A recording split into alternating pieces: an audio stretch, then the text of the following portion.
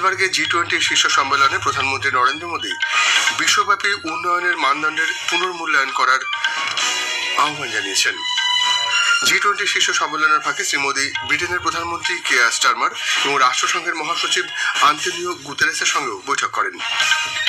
তেলেঙ্গানার হায়দ্রাবাদে আজ নিষিদ্ধ সিপিআই মাওবাদীর 3 জন রাজ্য কমিটির সদস্য সহ মোট 37 জন আত্মসমর্পণ করেছে।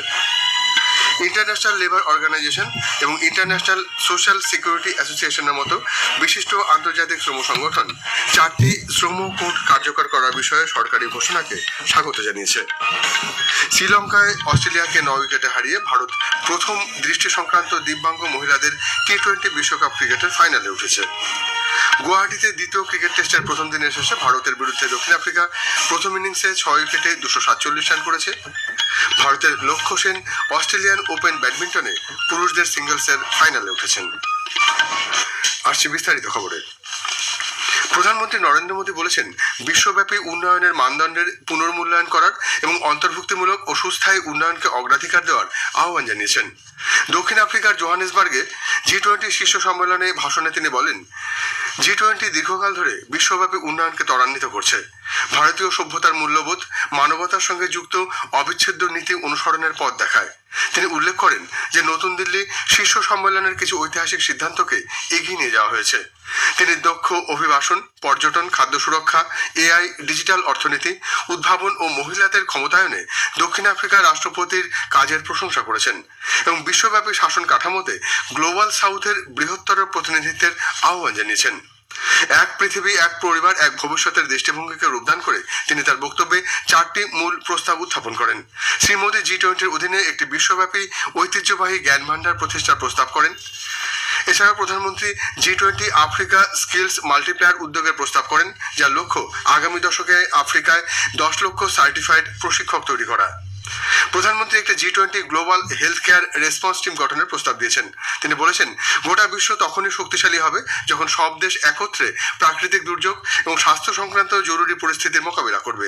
G20 সদস্যভুক্ত দেশগুলির দক্ষ এবং বিশেষজ্ঞ চিকিৎসকদের নিয়ে এই দল গঠন করার পরামর্শ দেন তিনি। মাদক চোরাচালানকে তিনি সন্ত্রাসবাদে অর্থ যোগানের প্রধান উৎস হিসেবে বর্ণনা করেন। সদস্য দেশগুলিকে এই ধ্বংসাত্মক অর্থনীতিকে ভেঙে ফেলার জন্য একসাথে কাজ করার আহ্বান জানান। আফ্রিকায় এই প্রথমবারের মতো G20 শীর্ষ সম্মেলন অনুষ্ঠিত হচ্ছে। জোহানেসবার্গে G20 শীর্ষ সম্মেলনের ফাঁকে প্রধানমন্ত্রী আজ ব্রিটেনের প্রধানমন্ত্রী কেয়ার স্টারমারের সঙ্গে দেখা করেন। সোশ্যাল মিডিয়া প্ল্যাটফর্ম এক্সে একটি পোস্টে শ্রী মোদী বলেছেন যে জোহানেসবার্গে প্রধানমন্ত্রী কেয়ার স্টারমারের সঙ্গে দেখা করার অসাধারণ অভিজ্ঞতা ছিল। তিনি উল্লেখ করেন যে এবছর ভারত ব্রিটেন অংশীদারিত্ব নতুন শক্তি সঞ্চার করেছে এবং উভয় পক্ষই বিভিন্ন ক্ষেত্রে এটিকে এগিয়ে নিয়ে যাবে।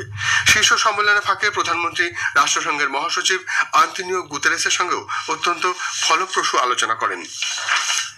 তেলেঙ্গানার হায়দ্রাবাদে নিষিদ্ধ সিপিআই মাওবাদীর 3 জন রাজ্য কমিটির সদস্য সহ মোট 37 জন আজ আত্মসমর্পণ করেছে। এদের মধ্যে মহিলা রয়েছেন 25 জন। তেলেঙ্গানা পুলিশের মহানির্দেশক বি শিবধর রেড্ডির কাছে তারা আত্মসমর্পণ করেন।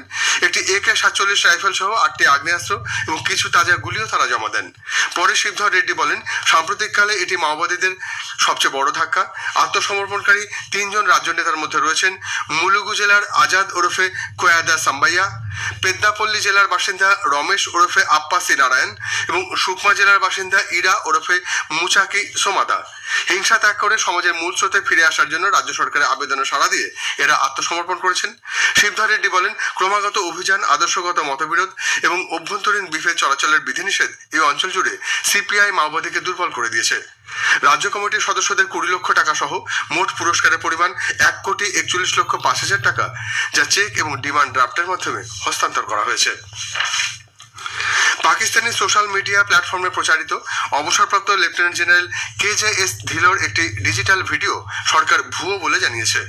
ভিডিওটিতে তাকে দাবি করতে দেখা যাচ্ছে যে lieutenant general VK Singh Dubai air শোতে তেজাস দুর্ঘটনার পর প্রধানমন্ত্রী নরেন্দ্র মোদীর সমালোচনা করেছিলেন।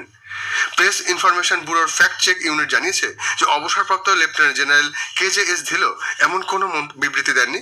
প্রচারিত ভিডিওটি ভুল তথ্য ছড়িয়ে দেওয়ার এবং ভারতীয় সশস্ত্র বাহিনীর ওপর আস্থা নষ্ট করার জন্য AI এর দ্বারা তৈরি করা হয়েছে বলে জানানো হয়েছে। হজ কমিটি আজ মুম্বাইয়ে অনুষ্ঠিত এক সভায় 2026-এর আগামী হজে ভারতীয় হজ তীর্থযাত্রীদের অভিজ্ঞতা আরও সুসংহত ও উন্নত করার পদক্ষেপগুলি নিয়ে আলোচনা করেছে। সংখ্যালঘু বিষয়ক মন্ত্রকের সচিব ডক্টর চন্দ্রশেখর কুমার সমাবেশে ভাষণ দিতে গিয়ে সমস্ত হজ যাত্রীদের বকেয়া 75% অর্থ অবিলম্বে ফেরত এবং বাকি 25% বকেয়া যাচাই ও বাছাইয়ের পর ফেরত দেওয়ার বিষয়ে হজ কমিটিকে নির্দেশ দেন। প্রধানমন্ত্রী নরেন্দ্র মোদী আগামী 30শে নভেম্বর রবিবার আকাশবাণীতে মন কি বাত অনুষ্ঠানে তার চিন্তাভাবনা দেশ বিদেশের মানুষের সঙ্গে ভাগ করে নেবেন। এটি হবে মাসিক এই বেতার অনুষ্ঠানের 128তম পর্ব। আকাশবাণী কলকাতা 10টি জেলার জন্য চুক্তির ভিত্তিতে আংশিক সময়ের সাংবাদিক নিয়োগ করবে। জেলাগুলি হলো বীরভূম, আলিপুরদুয়ার, পশ্চিম বর্ধমান, দার্জিলিং, দক্ষিণ দিনাজপুর, ঝাড়গ্রাম, কালিম্পং, হুগলি, পূর্ব মেদিনীপুর এবং কলকাতা। এ সংক্রান্ত যাবতীয় তথ্য www.newsonair.gov.in এ পাওয়া যাবে। আবেদন জানানোর শেষ তারিখ 15 ডিসেম্বর। খবর শুনছেন আকাশবাণী থেকে।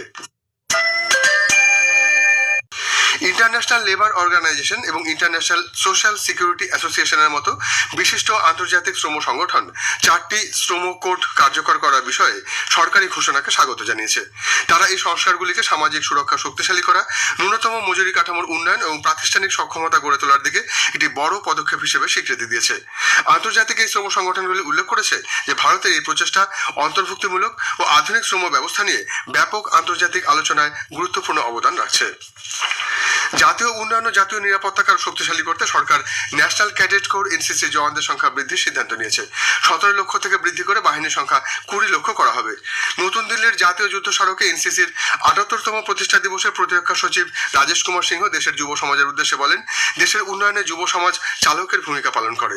এনসিসির মহানির্দেশক লেফটেন্যান্ট জেনারেল বীরেন্দ্র ভাট বলেন, গোটা দেশে 700-এরও বেশি জেলায় এনসিসি রয়েছে। 1948 সালে মাত্র 20,000 বাহিনী নিয়ে এনসিসির কাজ শুরু হয়। एनसीसी के एक्सपेंशन के साथ साथ भी हमारा फोकस है जो ट्रेनिंग इंफ्रास्ट्रक्चर थ्रू इंडिया है उसे हम और बेहतर बना रहे हैं और मॉडर्न टेक्नोलॉजी को एनसीसी करिकुलम में इंट्रोड्यूस कर रहे हैं, चाहे वो साइबर इश्यूज हो या काउंटर ड्रोन मेजर्स हो। इसमें हम सेनाओं के साथ मिलकर अपनी इम्प्रूवमेंट कर रहे हैं।